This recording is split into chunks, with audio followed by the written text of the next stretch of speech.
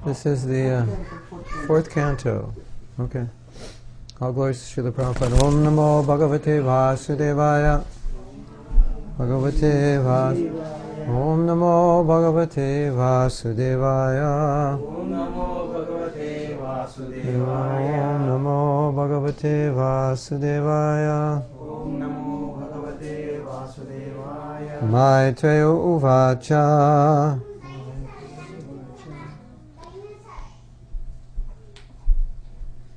Iti sandishya bhagavan bahirshadai abhipujitaha bahirshadai abhipujitaha pasyatam rajaputranam tatravan tadade haraha. So this is supposed to be the fourth canto, correct? Chapter 25. Let me chant that myself. You can't make this bigger?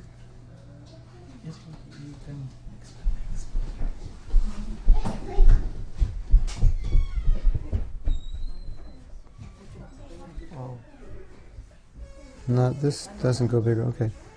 Maitreya vacha iti sandishya bhagavan bahir shradhaya abhipujitaha pasyatam rajaputranam tatravanta darehara.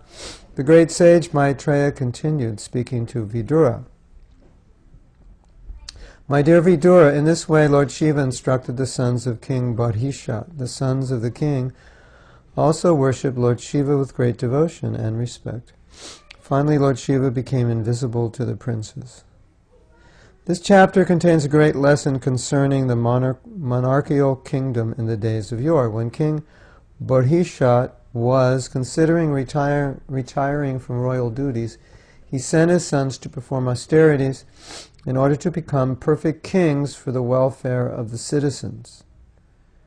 At the same time, King Barhishat was being instructed by the great sage Narada about the material world and the living entity who wants to enjoy it. It is therefore very clear how the kings and princes were trained to take charge of a kingdom.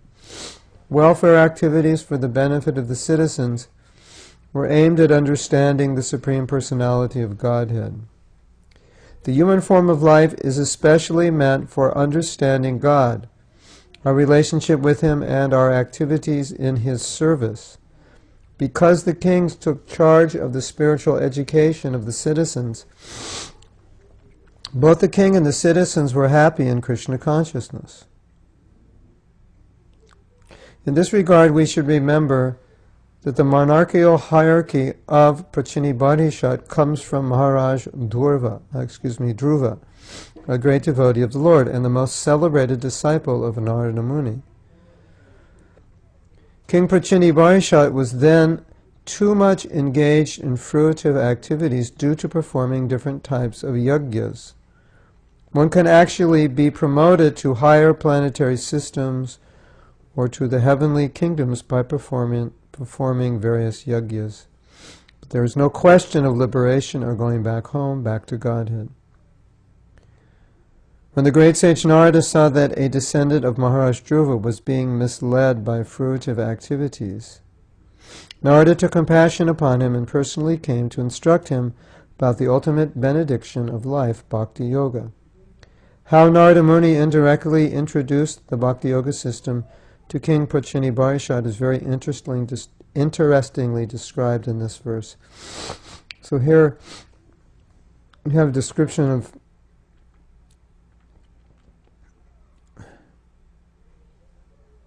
let me see. King Barhishat was considering retiring. Yeah. So you have in Vedic culture, you have a sense of spiritual progress that ultimately, it's not like I was saying the other day. I think I was saying the other day how the epitome of American culture is you retire, you play golf, tennis, cards, and you just take it easy in the last years of your life, enjoying, and you make absolutely no preparation for the next life because you don't believe in the next life, and you basically live. It's very awkward because when you retire, then you know at some point soon you're not going to be here, but there's absolutely no preparation for most people for the next life. Well, of course, if you're a Christian, you don't prepare because you think you're already going to heaven. And if you're agnostic, you don't prepare. If you're atheistic, you don't prepare. If you're not religious, you don't prepare for the next life. So you just get old. And there was no preparation at any point in your life. Whereas in Vedic culture, there's a preparation right from the beginning. So you understand as a brahmachari what the goal of life is. And then you may not remain a brahmachari, but then when you get older, then you understand after grihastha life, I have to give it up, right? So in our culture, there's no sense of that. And that's the sad truth of this culture, and that's the failure of America. Oh, for whatever great qualities it has, that's its greatest failure. And you see in India, as you all know, where do people go on vacations? Vrindavan, Mayapur, Tirupati, like that. That's where they go. And what do when they get there? They go to Mangalarti in Mayapur. Hundreds of people line up for Mangalarti. Hundreds of pilgrims line up for Mangalarti. Mayapur is their Disneyland. So it's a different culture, different consciousness. A sense of, I have to uplift myself. And then people who are more advanced, they understand that something happens after this life, right? So here, in this story, King Bahirshat is retiring. He's not moving to Florida when he retires to get a condo on a golf course.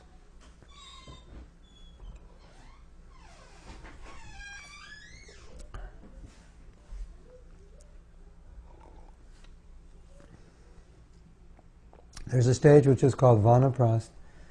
And Vanaprast means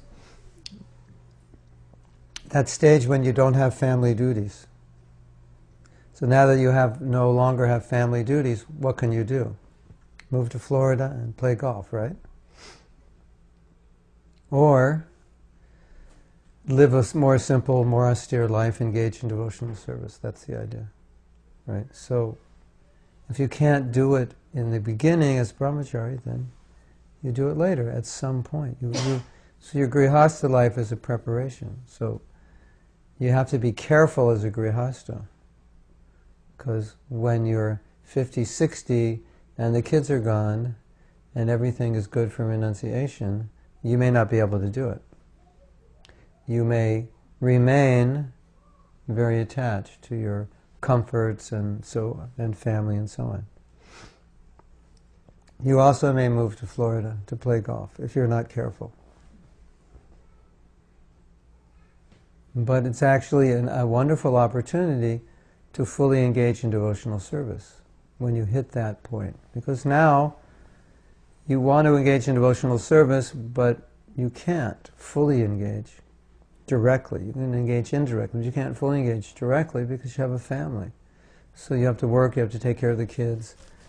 You can't just chant your rounds in the morning, because when the kids wake up you have to take care of them. But when they're gone, they're older, then you can. Of course, you may want to move with your kids and take care of the grandkids and do all these other things, and then you'll be back in the same position. A little more, not exactly, but similar.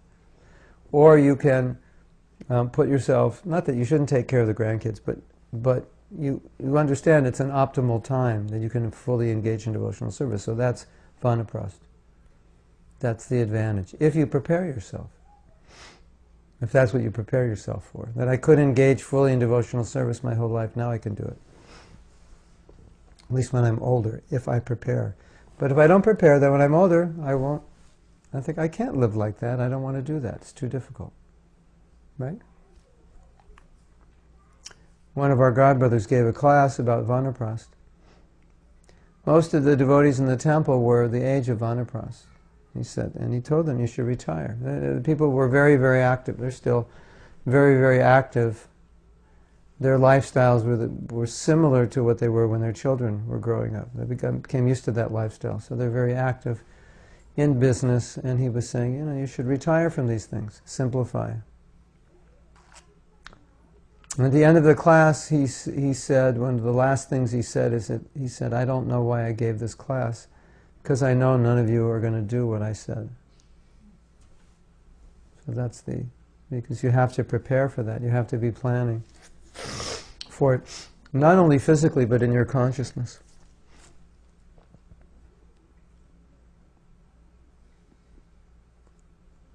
So,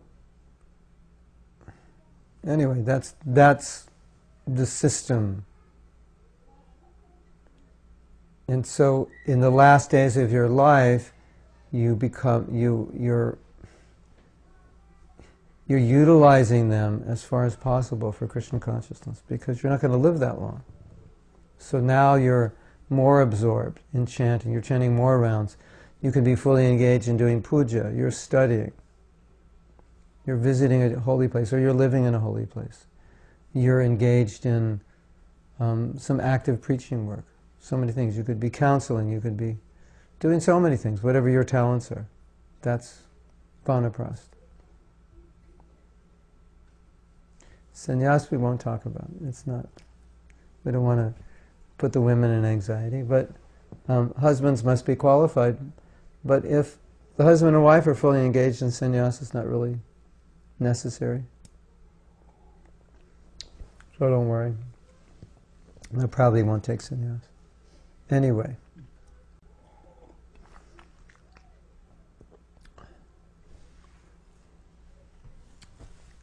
Okay, let's read a little more.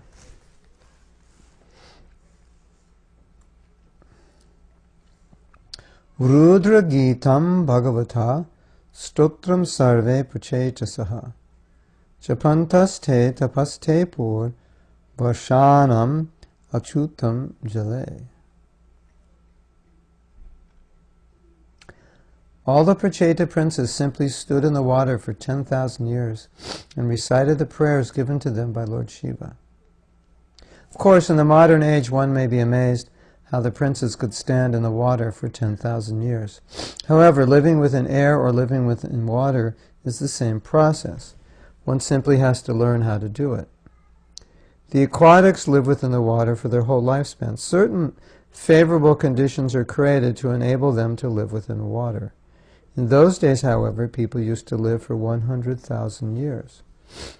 For the sake of us, out of so many years, if one could spare 10,000 for the sake of austerity, he would be assured of success in his future life. This was not very astonishing.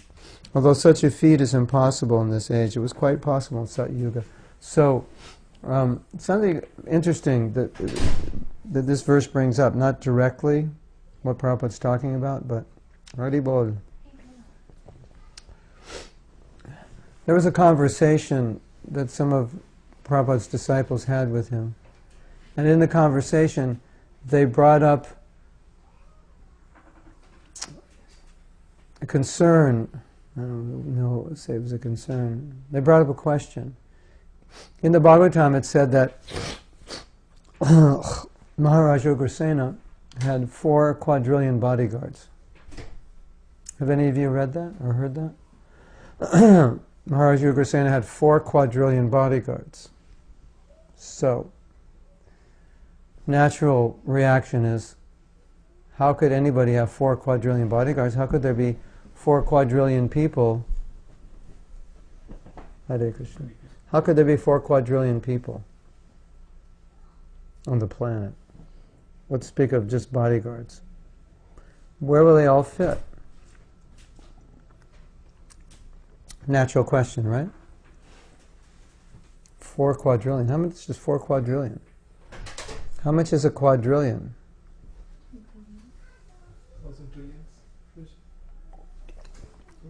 1,000 trillions. That's a lot of bodyguards. It'd be hard to get to. So, these disciples of Prabhupada were having difficulty understanding, and they were also saying that, if we preach this way, or these things are in our books, then people won't take us seriously. And Prabhupada saw these disciples lacked faith, and so he was engaging in the conversational level of faith. But the point is that the dimension which exists is a different dimension. It's a different time, a different dimension. So that if we try to understand it from our perspective, we won't. How will you understand 4 quadrillion bodyguards? There's so many things that happened during the time of Lord Krishna. They won't make sense. So it's a different, everything's different. So the same thing's being described here. It said, all right, you're reading in Bhagavatam that these young boys did their tapasya for 10,000 years in the water. And you say, yeah, that's just a story. It's not just a story, it's history. But it's a different age. It was only, they lived 100,000 years. Right? So it was only, that would only be like for us 8 years. And for them to do tapasya in the water, it's not difficult. Just like Prabhupada said, a mystic, he can develop siddhis, and so he can travel from planet to planet. He said, for them it's like walking. It's just like for us walking, them traveling, because they learn it. So, there are many things within the Leelas of Krishna that Krishna and his devotees will do that seem difficult to understand, because we're not dealing with the same dimension, the same nature of people and the nature of the world and the nature of the consciousness of the people involved. It's entirely different.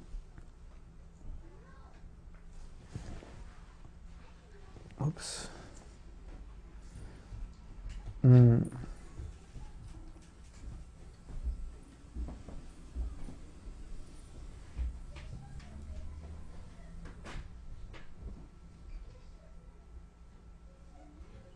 So this is Satya Yuga. They lived 100,000 years. Could you imagine living 100,000 years? So right there, we're already handicapped. How could you imagine someone living 100,000 years? So, many times, Prabhupada would have discussions with his disciples about what modern philosophers and modern scientists say. And so the disciples would question, they would play the devil's advocate, or sometimes maybe seriously question how to understand things which are in the Vedas that seem difficult to understand. And Prabhupada would say, you're just a tiny living being within the universe. You have a very tiny perspective. The sages are not looking at it from that perspective. They're looking at it from universal, higher, they're looking at it from higher planets down. They're seeing it differently. So many times in these discussions it would come to this point where devotees couldn't understand something. Prabhupada would say, you're tiny, insignificant. So, life on this planet, life on other planets, life on other universes. How significant are we? One little small living entity in a vast universe, in unlimited universes. And we don't know the end of these universes, so what do we understand? Then Prabhupada dropped a bomb. He dropped a huge bomb when he said that it's impossible for them to go to the moon. It's too far away. They can't reach there by spaceship. And they, according to Vedic calculations, beyond the sun. Sunday, Monday. Monday is moon day. And no one had ever said that before. No one had heard such a thing. Interesting. So that created a problem for some devotees who began discussing this with Prabhupada. So Prabhupada gave the Vedic calculation of the structure of the universe. And then ultimately, as the discussion was going back and forth, then Prabhupada just brought it to one point. He said, you must accept some authority. He said, all you saw was a video of them landing on the moon, and so many people questioned that video, or that film. If they're actually landing on the moon, why this? Why that? How did this happen? You know, it wasn't happening normally. But anyway, Prabhupada said, it comes down to authority, who you'll accept as your authority. You'll accept the Vedas or you'll accept the scientists. So the discussions, and not only about the moon landing, but about so many things. About evolution, about where the universe, creation of the universe, where life has come from. What is consciousness, where consciousness comes from. All these discussions, he would say. Oh. So it comes down to this. Where's your faith? Modern, the scientist or the Vedas, the sages, the words of Shastra.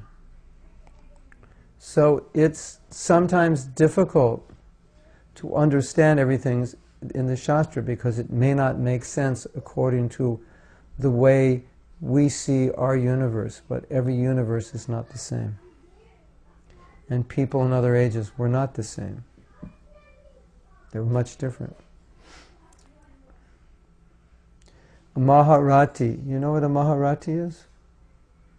In a Kshatriya, there are different classifications, and a Maharati is one who, I believe Maharati is, his strength is considered equal to 1,000 elephants, or he could fight with 1,000 elephants. Could you imagine somebody that strong? They don't exist today.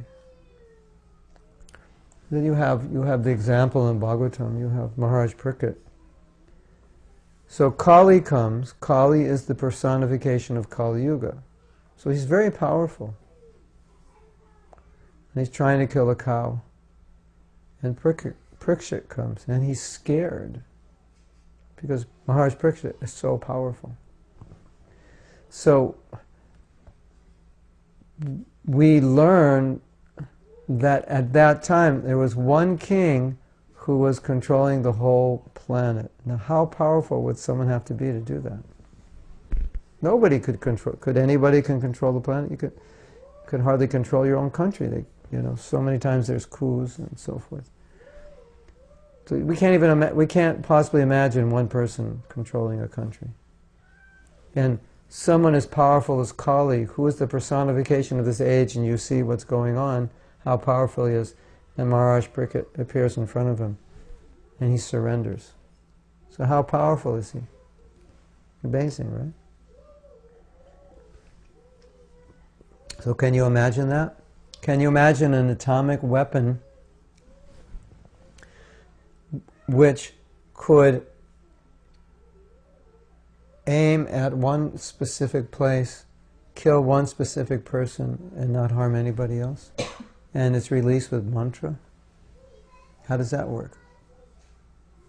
It's atomic. It's a brahmastra. It's an atomic weapon released with. How do you release a weapon with mantra? And chant the mantra so it will go down the street, around the corner, over there to that person's house, in the bedroom, and get the husband.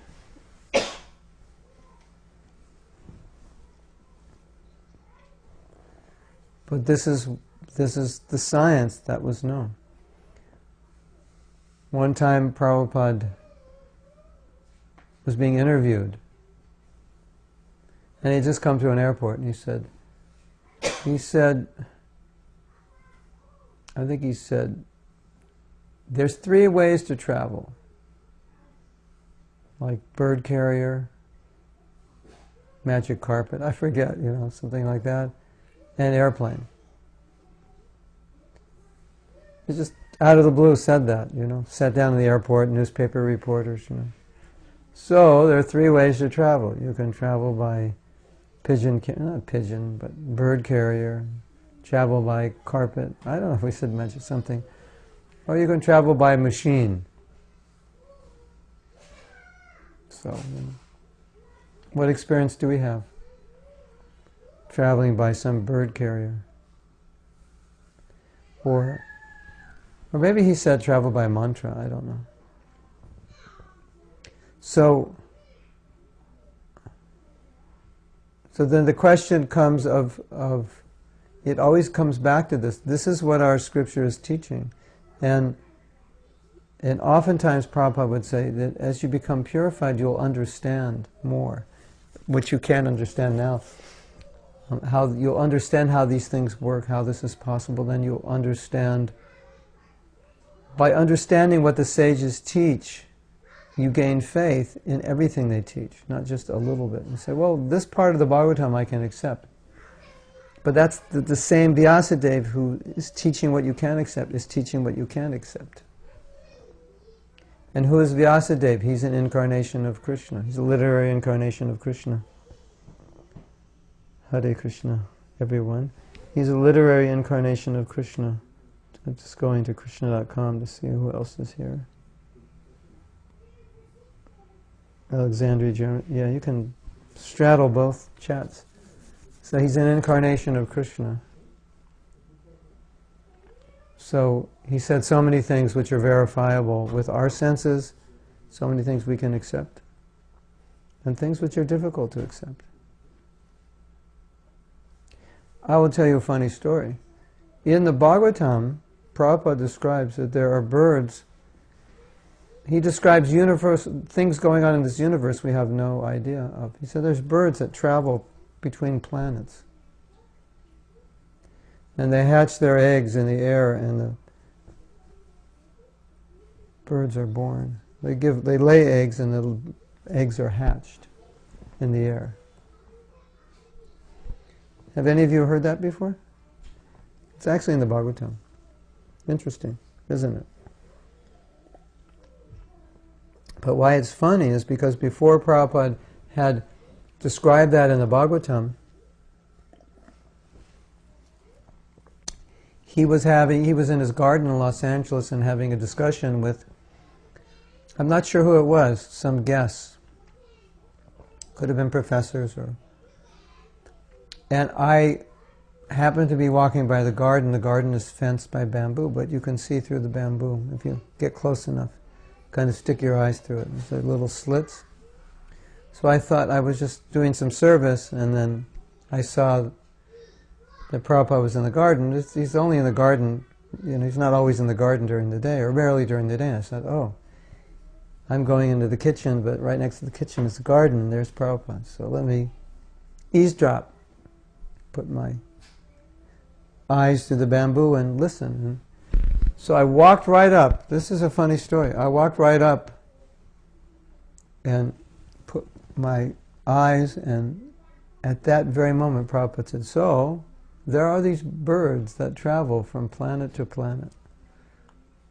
And they lay their eggs in outer space, and the eggs hatch in outer space.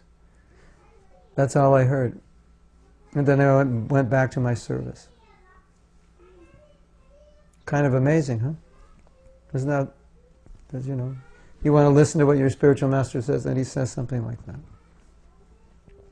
And I think sometimes Prabhupada would say these things just to make us realize that we have a very provincial conception of life.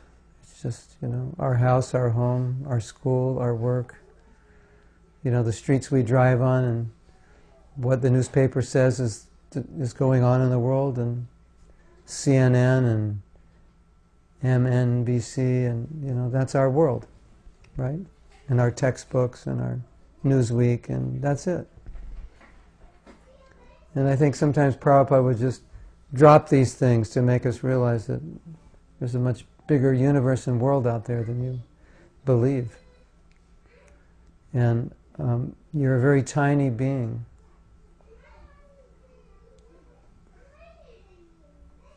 With a very limited understanding.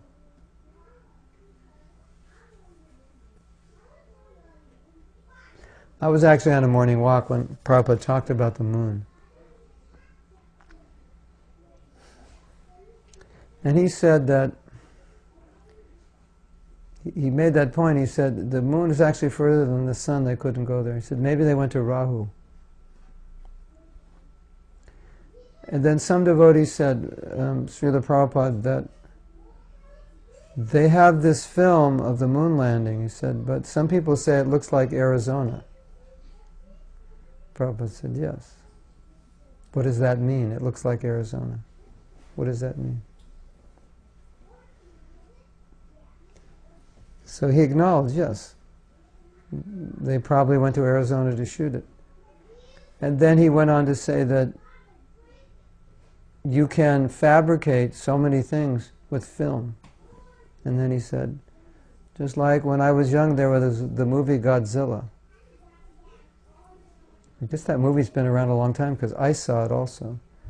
And he was describing how they fabricated cities and then this monster, who's taller than the tallest building. He said, so you can fabricate these things. Somehow or other, he talked about it a lot. And then after that morning walk, he talked about it in Bhagavatam class. He said, why does Monday come after Sunday? And then someone said, Prabhupada, because Sunday is God's day.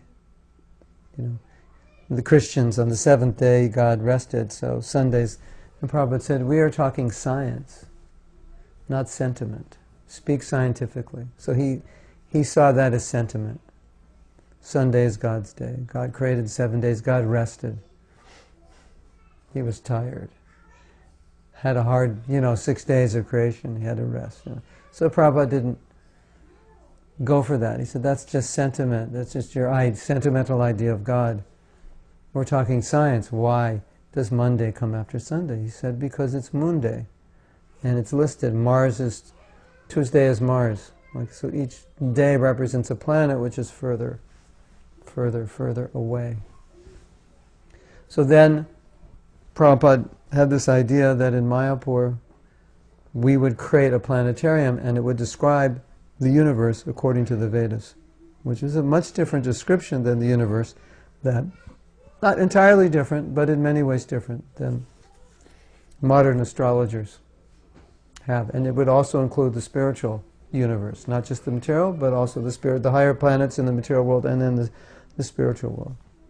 And so that's going to be in the temple. It's kind of interesting. Within the temple, you can go up and see the universe. As you go up the stairs or the escalator, you'll see the whole universe, and you'll be going to higher planets. So that's what Prabhupada wanted in the world headquarters.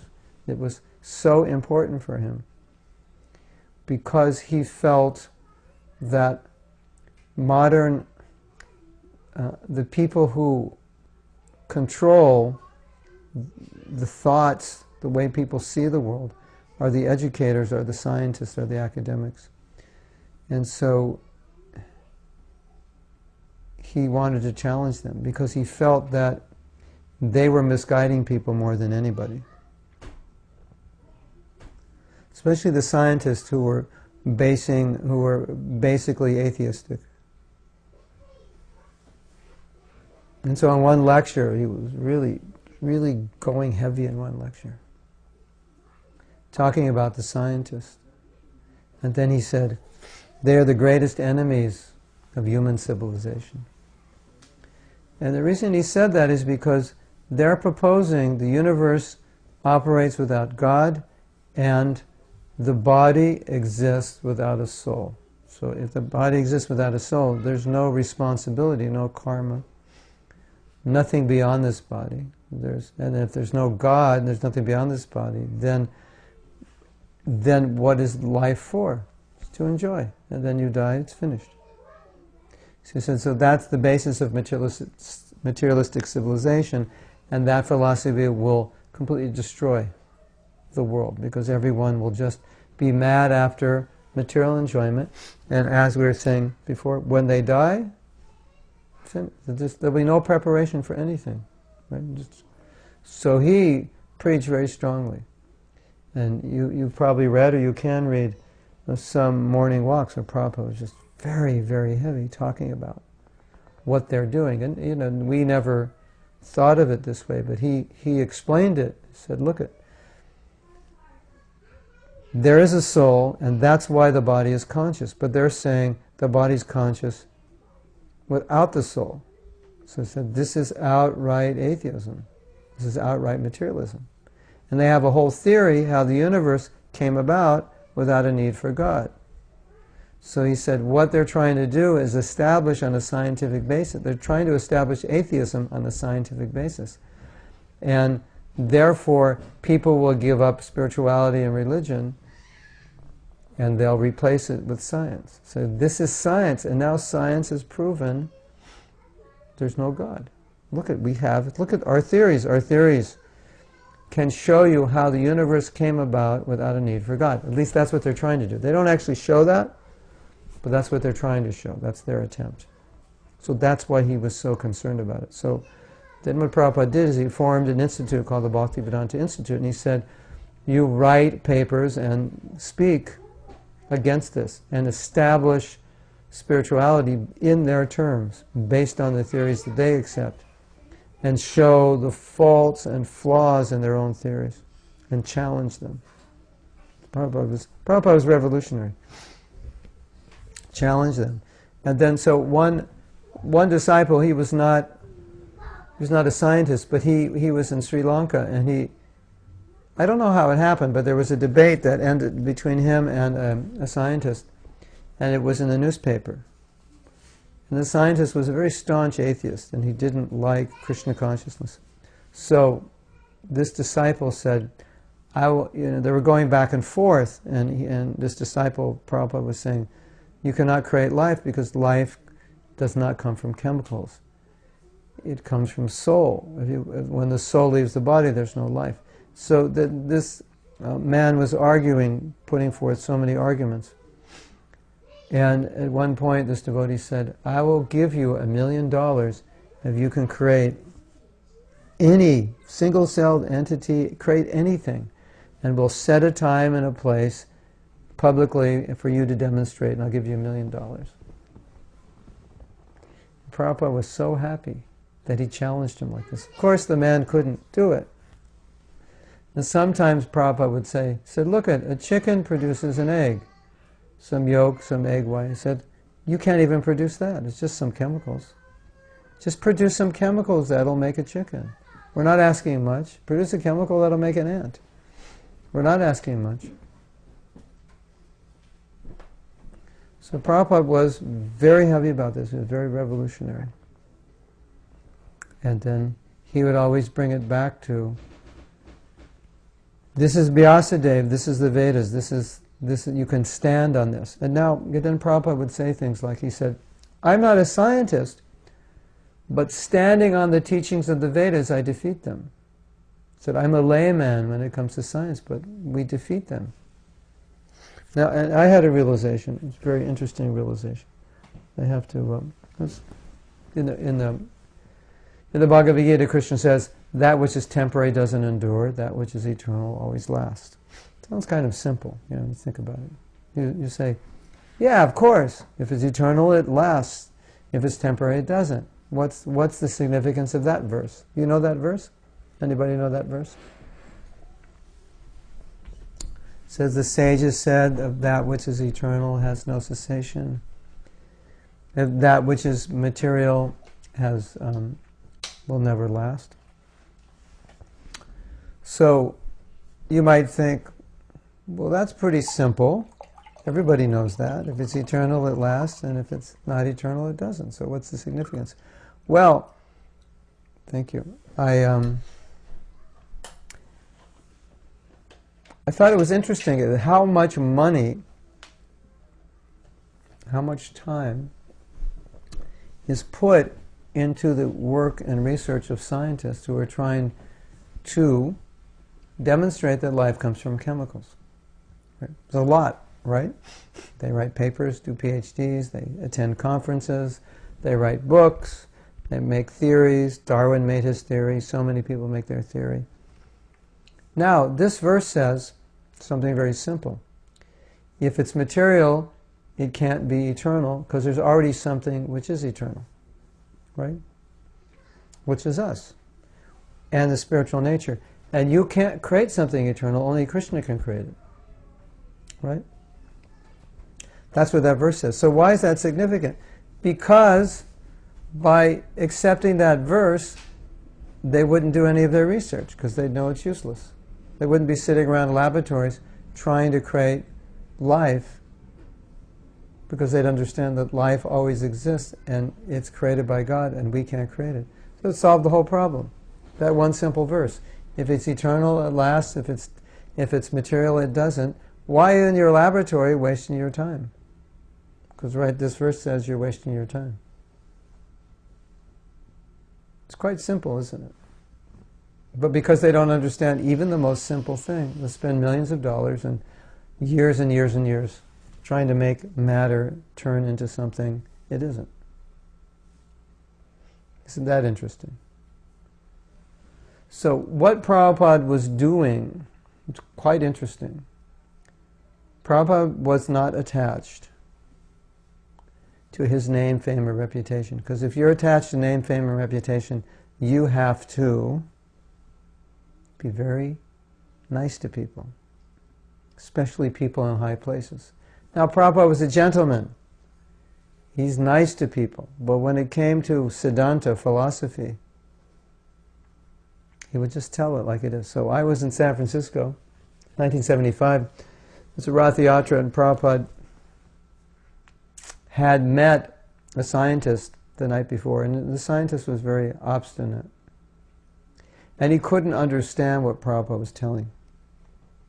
So Prabhupada told us in the class, he said, last night I met this scientist, he couldn't understand. And I told him, the reason you can't understand the spiritual philosophy is because you're a demon. And then Prabhupada laughed. Then Prabhupada said, and he admitted.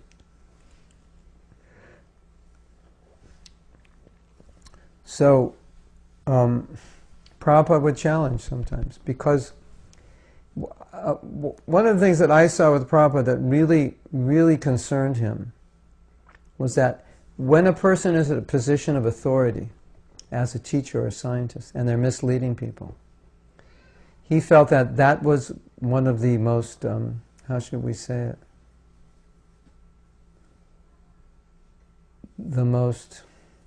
It was cheating. It was just you're actually cheating people. You don't know. You don't know something, but you're teaching like you know. So, because in the Vedic system, what? Guru nasasyat swajini nasasyat pita nasasyat. You don't become a mother, father, guru, and a worshipable superior unless you can deliver your dependence from birth and death. So here you have this Vedic paradigm. The teacher, their duty, their service, the parent, the king, and as is being described here, is to deliver their dependence from birth and death. That's their service. That's their duty. And then here you have these authorities who are basically doing the opposite. They're keeping people in the cycle of birth and death. Right? Really bothered Prabhupada. Because he saw this as blatant cheating, that you don't know. So, and you're teaching. So there was one professor who was a Hindu professor. He came to meet Prabhupada, and Prabhupada said, so what is Hinduism? And he said, I don't know. And Prabhupada said, you're teaching Hinduism and you don't know what it is? And the man was, I don't know, it was getting heated. Well, Prabhupada heated it up, actually. He asked his disciple, he said, Prabhupada turned to the disciple and said, Mr. So-and-so is a professor of Hinduism, but he doesn't know what Hinduism is. What is that called? And his disciple said, Srila Prabhupada, that's called cheating. And the professor got very upset. But Prabhupada wanted him to understand that. I think, and so sometimes it's just that when innocent people were being cheated by professors, by scientists, and impersonalists, Mayavadis, people are saying, you're a God, that was intolerable to Prabhupada.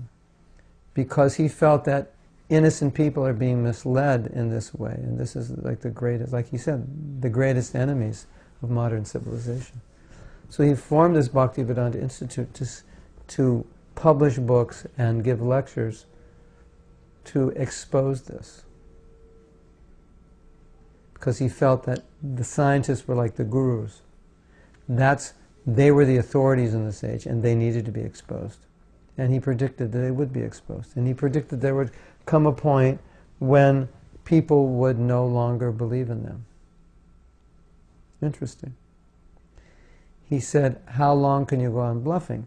And the devotees would say, well, Prabhupada, they say in the future, we'll do this. And Prabhupada would say, it's a bluff.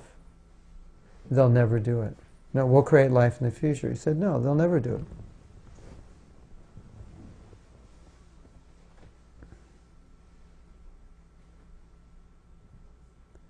Now, you want to hear something else interesting? When Prabhupada began speaking this way, we had never heard him speak like this before, and we didn't know why. And we later realized it's because we were raised in the West under the influence of these scientific ideas and theories about life in the universe, and we were heavily influenced by it. And Prabhupada knew that, and so he spoke very strongly about it, against it. Not only for us to help other people, but for us who had been indoctrinated into many of these ideas, particularly Darwin. Now, I had the fortune of being completely disinterested in everything I ever learned in school and not paying attention. So, if they did teach Darwin, I didn't even notice it. Maybe they didn't teach it when I was going to school, but if they did teach it, either I didn't notice it, I didn't bother with it, because that was the kind of student I was. If I wasn't interested, I just like, who cares? This is all stupid. Yeah, that's how I thought. So I was spared by my lack of attention to my science class. But anyway, this is now there's another thing that's very insidious that goes along with these ideas, and Prabhupada understood this. It's the idea that in the history of mankind, mankind believed in God because they couldn't explain the universe any other way, because they didn't have the knowledge to explain it. They didn't know how the universe was created. They didn't know how life was created. They didn't know how the universe was controlled. But through the advancement of science, we've discovered so many laws of how the universe operates, and we've also proposing what seem to be scientifically believable, acceptable ideas of how the universe could have come about. So what they're saying is that now that we have this, it's foolish to believe in God, whereas previously it was not really foolish because we couldn't explain it. So you want an explanation, God's a good explanation, a supreme being that creates. But the supreme being that creates was just a substitute until we discovered how the universe works. And now that we know, you're not considered intelligent, logical, academic if you believe in God. So then what they do is they say, if you believe in God, you have faith. If you believe in evolution or neo-evolution, neo-Darwinism, whatever, then that's science. And that's how it is presented today in textbooks. Chapters on evolution, one little paragraph, but there are also people who believe in God. That's your faith. That's how they explain it. It's just faith. Right? Now, I have a question. If you say the universe began whenever you say it began, billions of years ago, and you have a theory which you cannot prove, number two, you weren't there, and your theories have been changing. If you study physics and chemistry, you study the history of it, the theories change because they realize the defects. Is that faith to believe in it? And can a living being exist without faith? No. Shraddha Maya. Krishna says we're all made of faith, just faith in different modes of nature. Passion, goodness, ignorance. If you do not believe in God, is that faith? Yes. It's faith that the universe operates without a supreme intelligent being. It's faith, isn't it? I have faith in physical laws. That's all there is. They're physical laws. There's nothing else. I have faith. I have faith there's no God. Which I would say, for you, it's true. There is no God. You'll never see him, you'll never know him, you'll never understand him. Yeah, for you, there is no God. So they're making this idea. If you believe in science, if you believe in what we teach, it's science, it's fact, and if you believe in religion, that's faith. That's how it's presented. Yes? You've studied that? Any of you studied that in school? They don't teach that in India when you went to school? You don't have to study chemistry. Anyway, that's the idea. These are the arguments. So Prabhupada, looking at these arguments, then said, cheaters, greatest enemies of civilization. They're misdirecting people away from God, away from understanding their eternal nature as a spirit soul. Interesting, isn't it? So, who has a question? Or did I freak everybody out so badly that they can't ask a question? Yeah. Yeah. Atheism requires faith, yeah.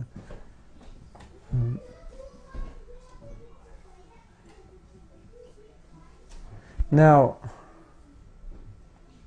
yeah. Prabhupada wanted us to challenge these ideas. And Prabhupada was a revolutionary, so he felt that ISKCON is meant to challenge these people. Or we're meant to challenge anyone who proposes these ideas, because these ideas are the basis of atheistic culture. Now, these theories have been around for thousands of years. They're not new. The 6 systems of philosophy in India, this is all there.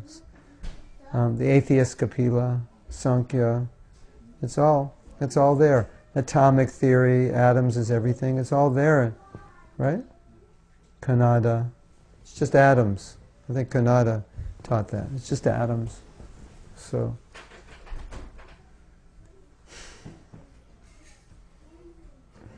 ladies and gentlemen, your children study this in school. You study this, Vishalakshi? Did you study it? Yeah. Yeah. You cannot see God, therefore he doesn't exist. Professor, I don't think you have any intelligence. How dare you say that? I don't see it. It must not exist.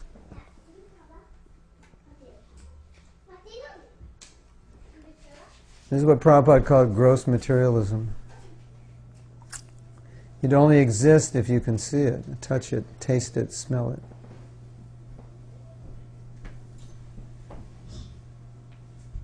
And what's so interesting about this is that a devotee can see Krishna in his holy name, can see Krishna in the deity. He can taste Krishna. He can touch Krishna. All these experiences are there. So, our argument is that you propose that this is true because it's been scientifically demonstrated, and we say, who demonstrated it?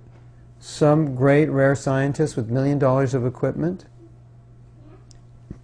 and a brilliant intelligence, and he could demonstrate this to be true because he is qualified. But no one else could demonstrate it because they couldn't understand the theories. They couldn't understand how to get there to prove something.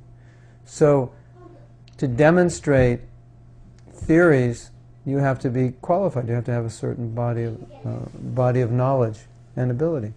So we say in the same way, if you want to understand God, you have to be qualified. And if you're not qualified, then you can't prove it. Just like I may not be able to prove so many things. I'm not qualified. Who should I prove it to? Who will I, you have all these theories. Who can you prove your theories to? Other scientists. You can't prove it always to a layman. So who are we going to prove that God exists to? All the people that don't believe in him? or the people that worship and serve him, who he will reveal to himself to. Right? Hare Krishna.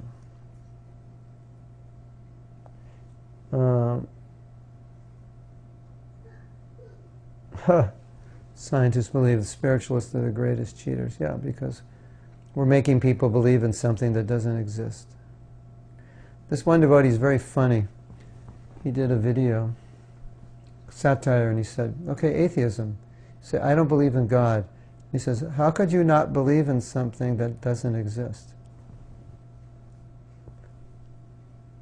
I don't believe in God. But if God doesn't exist, how can you not believe? How do you not believe in something that doesn't exist?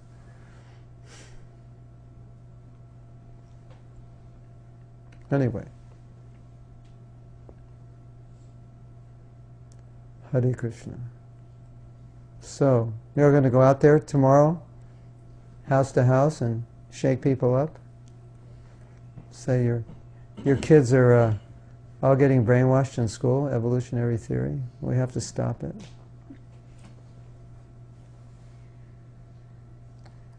Actually, we had no idea, before Prabhupada told us, we had no idea what was going on.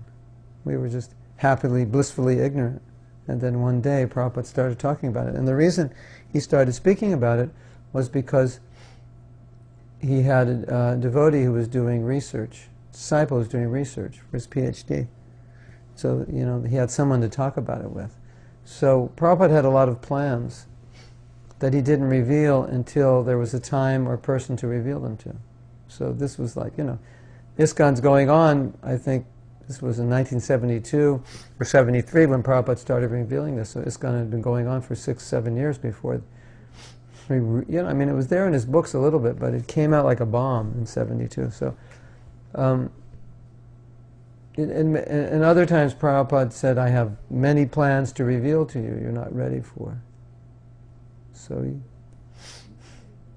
and then one time Prabhupada said that, he said, perhaps in the history of the world no one is challenged like I've challenged. And this was the mood of Prabhupada's spiritual master, that anything that wasn't in line with pure bhakti, he would challenge it. And you might think, well, that's not nice. We should be nice to people. But Prabhupada saw a higher purpose. Not that he wasn't nice, but the higher purpose was that people are misled. Right? And I'm sure you have many friends in India and relatives that just buy into all of this, right? Because it's in the textbooks, it's in the papers, it's on TV, it's popular. You can go to museums; they have the whole evolutionary thing set up, beautifully set up. This is how life came about. And even Darwin didn't even believe his own theories, and there are these museums. Darwinism.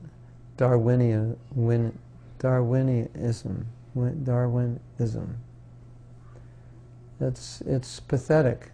It's sad. It's unfortunate. So, make a model of the universe.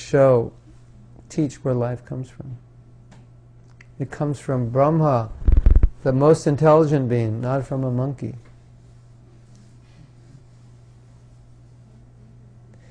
Prabhupada said, our ancestors are not monkeys. Your ancestors may be monkeys. Ours are not monkeys. Hare Krishna.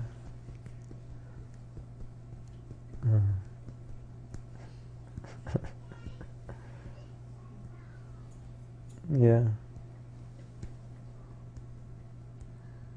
So, we read another verse, we have a question.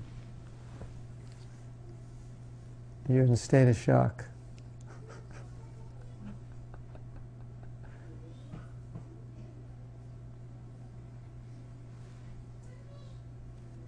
One more verse? Yes? Prachinibar prachina bharisham kshita kamashvashakta manasam narododhyatma tattadhya kripalu pradyabodhyata. This is the text 3 of the 26th chapter. While the princes were undergoing severe austerities in the water, their father was performing different types of fruitive activities.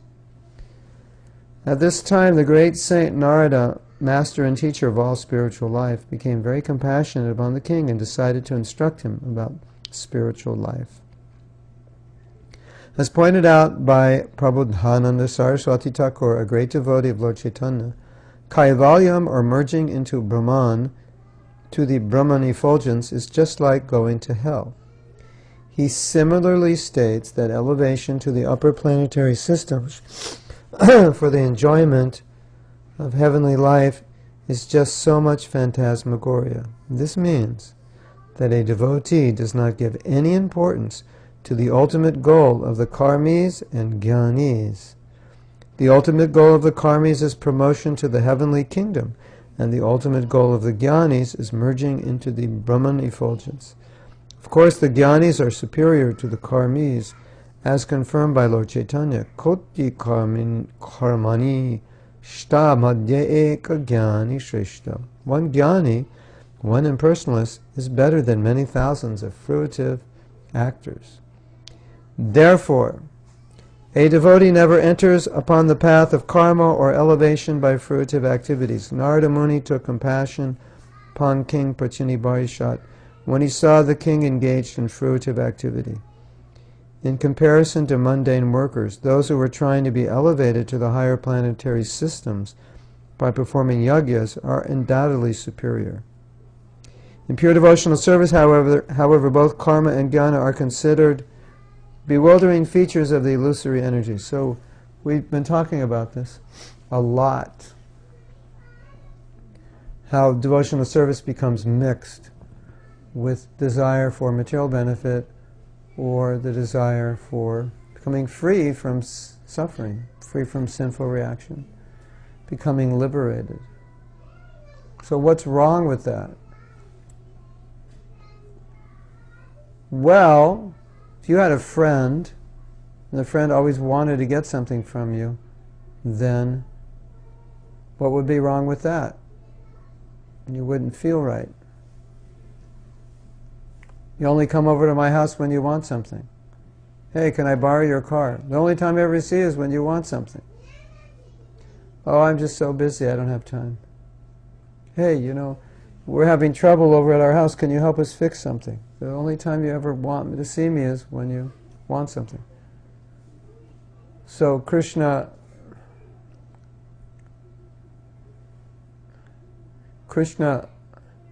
he reciprocates with people differently. So if that's all they want, then that's all they'll get. It's like he has a lot more to give. And what do you want? Do you want a lot of money or do you want affection? If you had a choice, no affection or a lot of money, what would you take?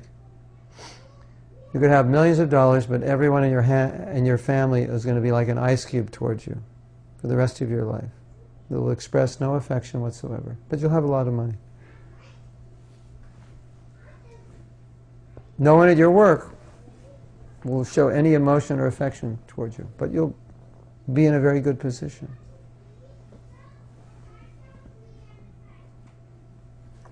So Krishna is willing to give himself, which is so much more valuable than anything else he could give. And so if we approach him for those things, the material, external things, that's crazy, isn't it? And then, now you're trying to replace whatever he could give you through his relationship with these material things. And then it's frustrating, because you can't. It doesn't work. And if you try to replace that with another person, you can't. It doesn't work. Right? It just gets frustrating. So, in our progress in Krishna consciousness, we're supposed to come someday to this point where we understand, and we're ready, not that we just understand, we understand this now, but that we're ready to say, okay, Krishna, I'm not going to ask for anything. Because until we come to that point, it's not pure. It's mixed. And the goal is pure. Right? Just like the goal is pure Shuddhanam. How do you chant the pure name of Krishna? With a pure desire. If your desire is not pure, your chanting won't be pure. Right?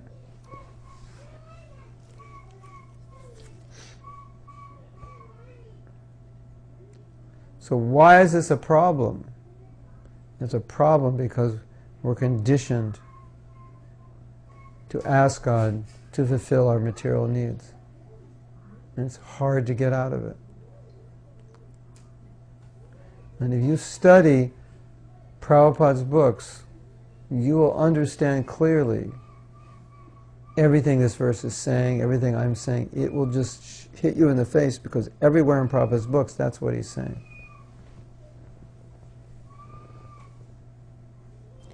A devotee doesn't want anything, he just wants to be engaged in Krishna's service eternally. Devotee does not want elevation to the higher planets.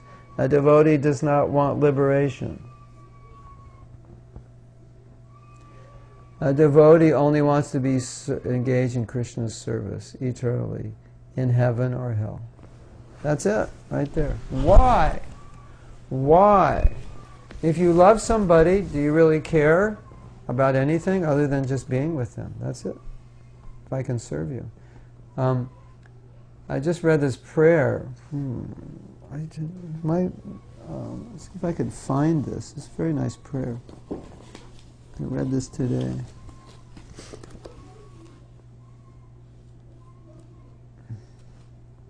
It might be in relation to Shishashtakam. Nadanam najanam sundaram. I don't want anything.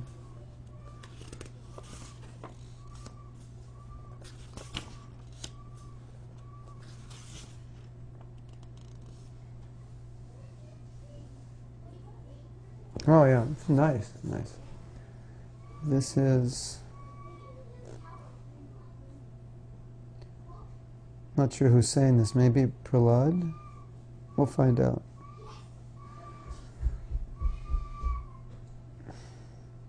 Dear Lord, here's the Sanskrit. Yavat te bhayaya sprishta brahmana iha karmavi tavad bhavat prasanganam sangashan no bhave bhave.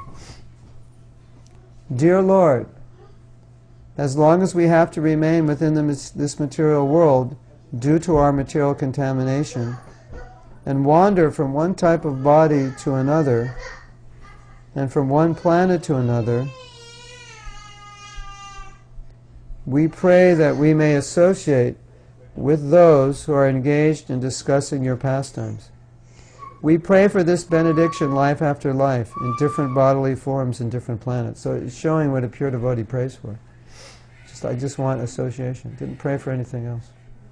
And he's acknowledging, I may have to wander in the material world life after life, but I want association of devotees. Purport: this is the best benediction that a devotee can ask of the Supreme Lord. Chaitanya Mahaprabhu prays, Mama Janmani Janmani Ishvare Bhavatad Bhaktir Ahaituki Twai. My dear Lord, life after life, may I be fixed in your pure devotional service. The conclusion is that a pure devotee is not anxious to stop the repetition of birth and death, but is always eager to associate with other devotees who are engaged in chanting and hearing about the glories of the Lord. That's his desire. Why is that his desire?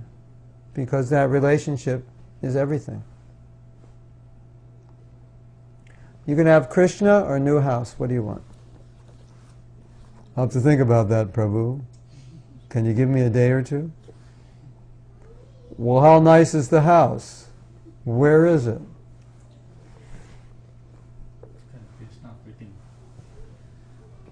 I'll put Krishna in the house. Can I get both?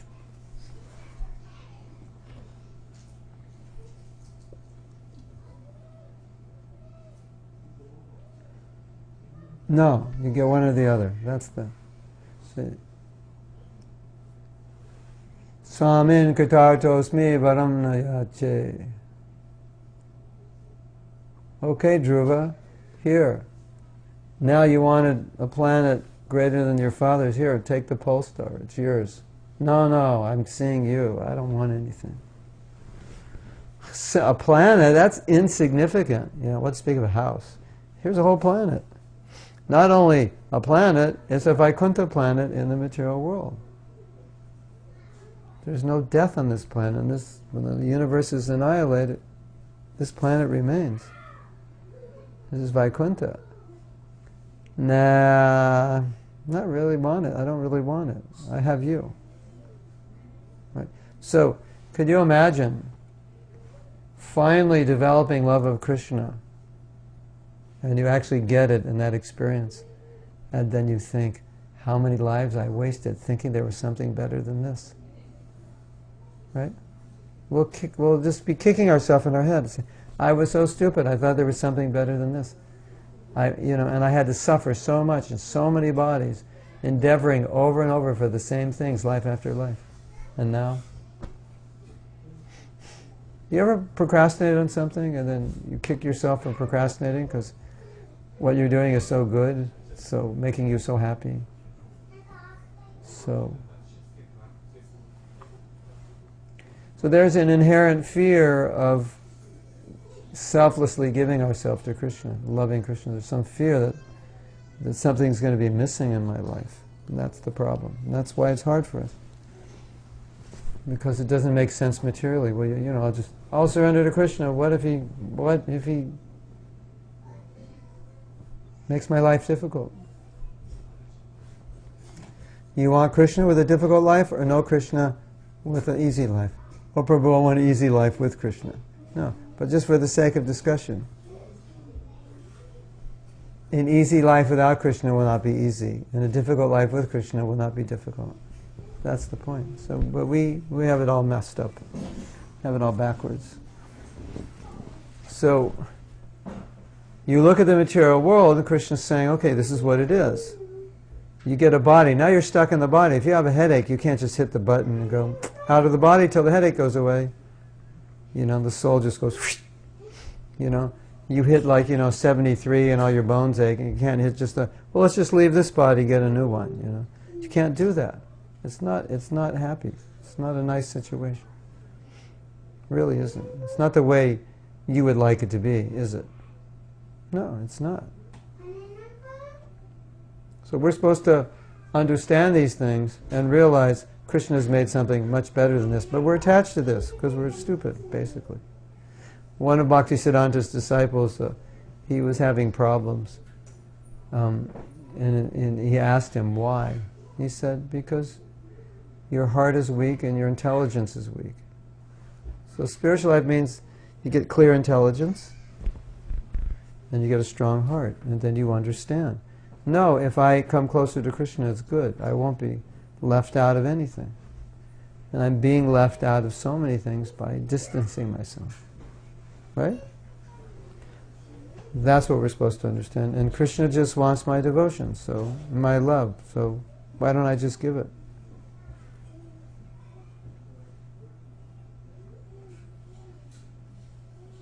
You got a good reason not to give it? That's the problem. We don't have one. We think we do. Well, I'm too young. Well, after I get this together. We have all the reasons, but they're not good reasons. You can still get whatever you have to get together, and it doesn't matter if you're young. It's just add Krishna in there. This typical thing, we're talking about Varnaprastha, so the typical thing is, okay, when I'm Varnaprastha I'll do it, but until then I won't. That's not correct thinking. It's a gradual process to get to Varnaprastha. So you work on it now and you develop it. It's not that you do whatever you want now and then when you take Varnaprastha you just switch gears. That's not what it means.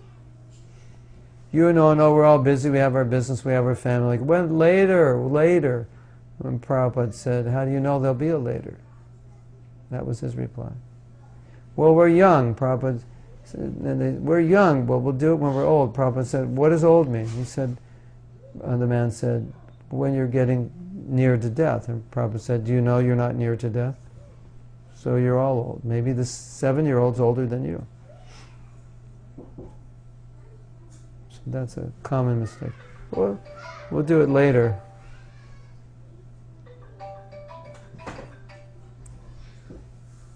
See, what's going to happen is that we don't have to put dates on these recordings because when the cell phones ring, everyone will know what era those ringtones were from.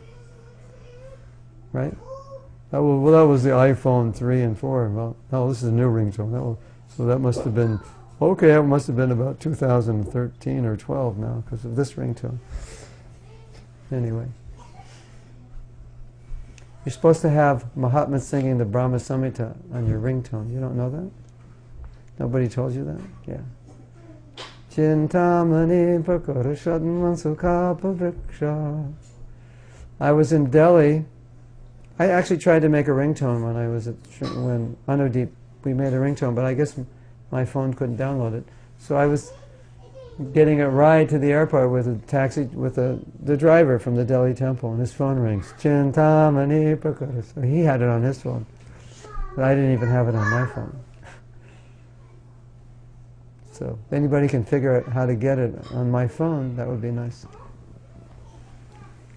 And then I can get it on everyone else's phone. And then when the ringtone comes, I won't be upset, because it'll be me chanting. That's pretty self-centered, right? Okay. All right. So should we end here? 8:48. All is well. Unless you have a question, challenge, argument. You don't believe anything I said.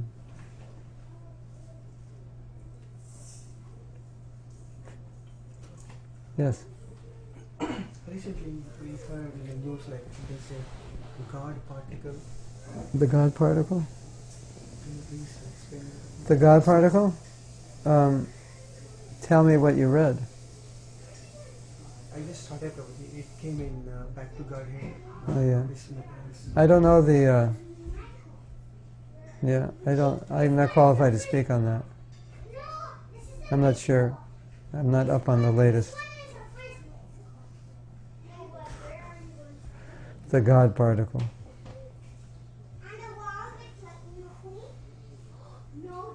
They found God inside the atom. They say there is one particle probably that has neither positive nor negative. So any particle must be having some kind of. So it's not material. If it's not positive or negative, yeah. If it's not material, you won't see it, because you don't have the eyes to see spirit. So unless you have the eyes to see spirit, you won't see it. So at least that's my understanding.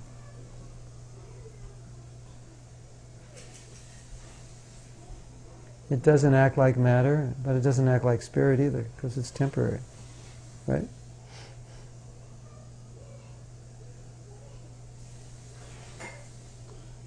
Anyway, the whole idea of God, it will be conceived according to their limited vision and their desire for a God that will suit them. So it's also mixed, it's going to be mixed up with that, I would think.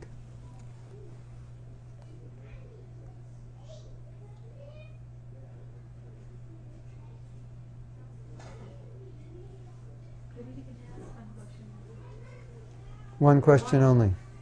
If you ask two, you have to leave. I have to repeat your question bit by bit for the devotees watching. Yes? Not related to today's... Okay. Not related to today? Just I'm anxious.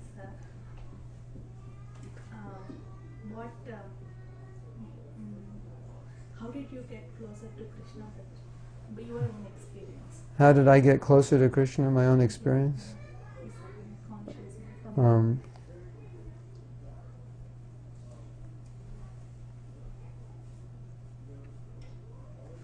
Well, you know, it's a synergistic process. I could answer the question. It'd be easier for me to answer the question, how I get further away from Krishna. But there are 5 things. She's asking how to get closer to Krishna. There are 5 things Prabhupada gave us. He gave us the devotees, He gave us the deities, He gave us the temple, which is the holy Dham. He gave us the Bhagavatam and He gave us the holy name. I mean, these things already existed, of course. So these things, these are the 5 most potent aspects of devotional service. And of all these, the holy name. And if you want to get close to Krishna, you can't get closer than the holy name, because that is Krishna. And when you chant it, you're with Krishna. If you chant it.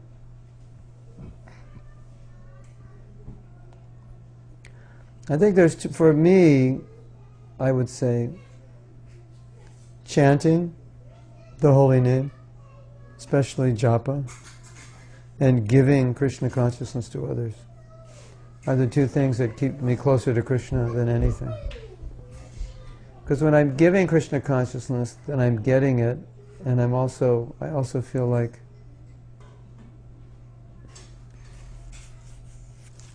it's like if you have a job for a company and you go out and selling the product, you kind of feel close to the owner because you're doing it for him. Unless you don't like him, then you'll think, why am I doing this for him? I could start my own business. But generally, you feel connected to the company and the person because you're working on their behalf. So when you teach people about Krishna, you feel very connected. It's like you're telling everybody about this person, so now you're connected with this person. You're doing his work. You're doing his propaganda. One of the challenges for us is that we have the holy name, but we don't take it properly. And so, I was just reading today something amazing. Prabhupada saying, when we chant, we should be crying. So that's chanting. We should be crying. Hair standing on end. Vishalakshi, your hairs ever stand on end when you chant? And then Prabhupada was saying, that's an ecstatic symptom. That there's so much emotion, your hair stand on end. Then Prabhupada was saying that a devotee, he wants, when he chants, he hopes that his hairs will stand on end, that his body will shake, and that he'll be crying. He hopes for these things, because those are symptoms of love. And if those symptoms are not there, then it means the chanting is not perfect. So if we can achieve such intense connection through chanting, then it just shows how we're deficient in our chanting. And if we're deficient in our chanting, it's going to make it difficult to advance. So it's one thing that we often neglect. It's the most powerful. In Kali Yuga, there's nothing more powerful. And that's why at initiation, Prabhupada said 16 rounds. He didn't say do anything else. He didn't say do puja. Of course, that's his instruction to do it. But it wasn't an instruction that everybody had to do it.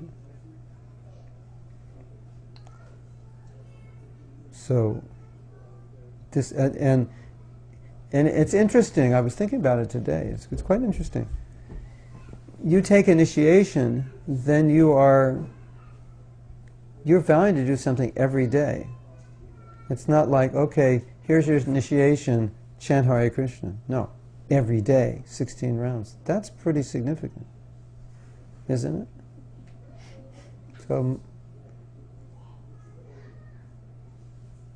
So it's that important that you would get that instruction. Not like, well, chant if you can, or chant some other mantra, or whatever. No, this mantra. And you'll become Krishna conscious in this life with this mantra.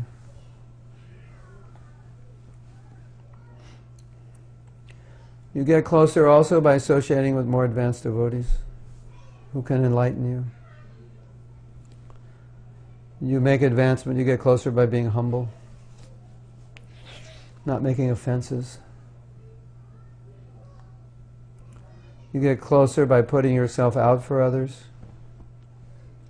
thinking of helping others more than helping yourself. Get closer by studying Prabhupada's books carefully. Prabhupada said, everything's in my books. Everything you need to know is in his books. Prabhupada's books are a manual of how to go back to Godhead. Everything's there. You'll get it all right there in his books. And everything I just told you is in his books.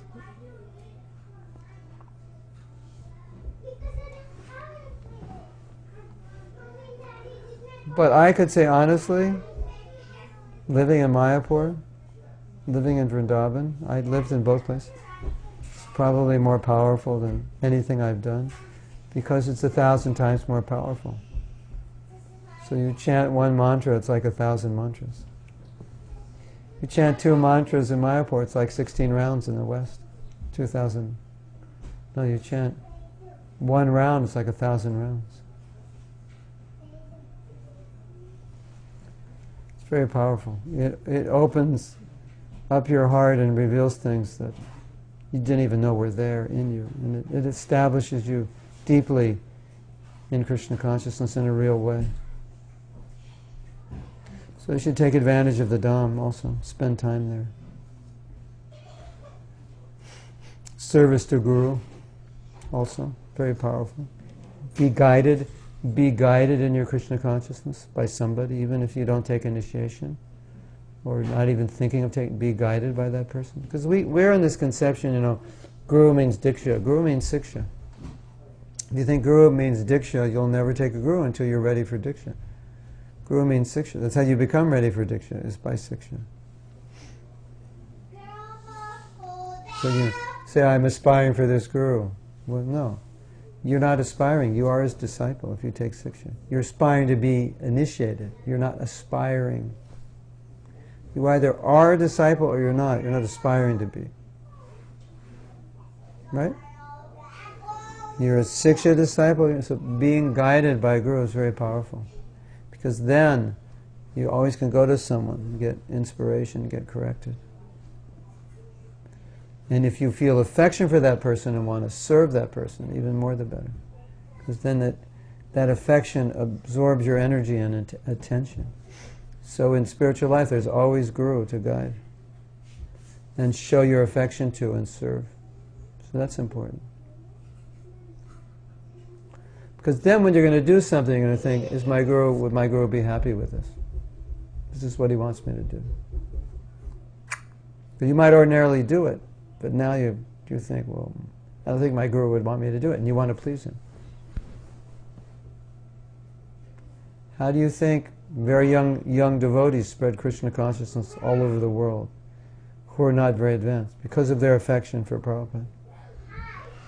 They wanted to please him, and they would practically do anything that normally they couldn't do, but to please him they would do it. Things that you find difficult to do, if you do it to please your Guru, if you have affection for your Guru, you can do it.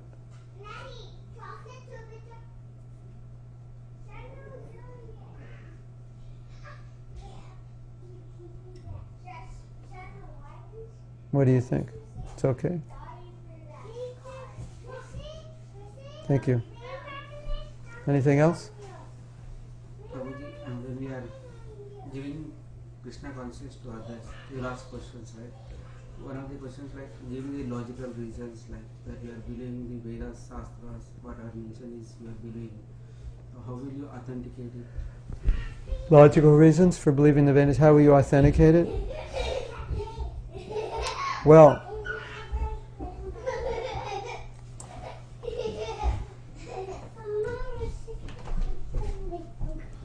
authenticate in the sense that it's not just somebody made it up. Yeah, basically it's like, they argue like, this is being written, that is being written by human beings only. Well, Consciously, whatever it is. one of the ways,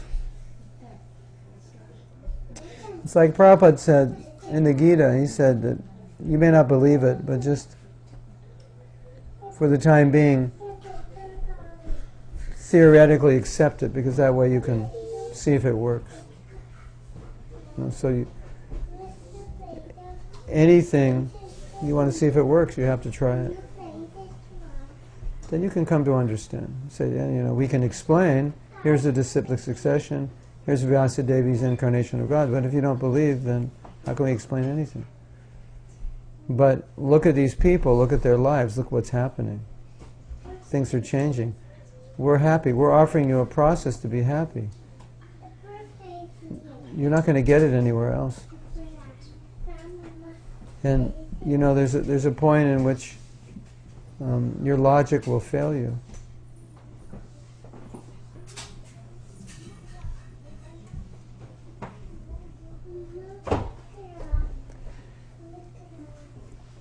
If you want to understand God, then you have to accept some authority, some scripture. So then compare the Vedas to other scriptures. You're not going to find Him yourself. Of course, they might think they can. God's beyond your power of reasoning. He's beyond your intelligence. You won't be able to find Him. He's transcendental. Your intelligence and mind can only discover what's in this world. He's not in this world. He's above it. So you have to learn about Him from people who are also above it. At least in theory, you understand that principle. He's transcendental. You have to learn from people who are transcendental. You may not accept these people who are transcendental, but at least in theory, see what they have to say, apply it, and see if you realize God.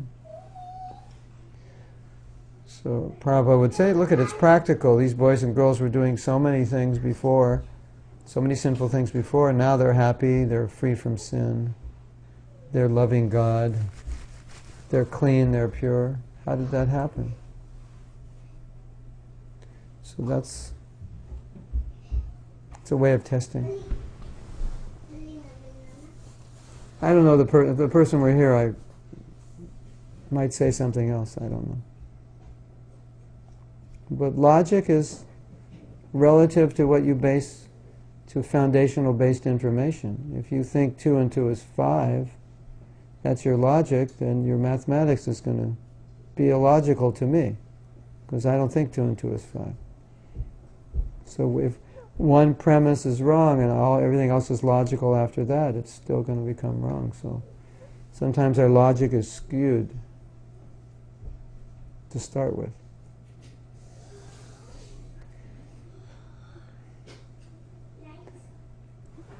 On the other hand, if someone doesn't want to understand, then there's nothing you're going to say that they're going to accept. Because some people are just trying to rationalize and justify what they do in their own life, and it really bothers them if someone comes and says, this is wrong. It just messes things up for them. Right?